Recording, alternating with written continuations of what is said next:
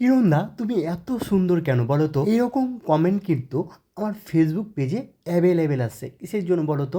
সব মেয়েরাই কিন্তু আমাকে কমেন্ট করছে যে কিরণ দা তোমাকে চাই, ও বলছে তোমাকে চাই, এ বলছে তোমাকে চাই। আমি কতজনকে বিয়ে করবো বলো তো তোমরা? শুধু জাস্ট বলো আমি কতজনকে বিয়ে করব। দেখো বন্ধুরা, আমি তোমাদেরকে আগেই বলে দিয়েছি আমি কিন্তু মাছ, মাংস, ডিম এগুলো কিছুই খাই না। আমি জাস্ট শুধু খাই নিরামিষ। আমি কিন্তু নিরামিষ ছাড়া কিছুই খাই না। এই জন্য কিন্তু আমার এতটা সৌন্দর্য চেহারা। আর আরেকটা কথা বলবো, আমি এক চিল কিন্তু ফলের জুস খাই। বেশিরভাগ সময়ই কিন্তু ফলের জুস খেয়ে থাকি। কেননা বলো তো, আমি ফলের জুস ছাড়া এক চিল কিছুই খাই না। আর তোমরা বলো যে এতটা সুন্দর কেন, এতটা সুন্দর কেন? আমার সৌন্দর্যের রহস্য কিন্তু এইগুলোই, ঠিক আছে?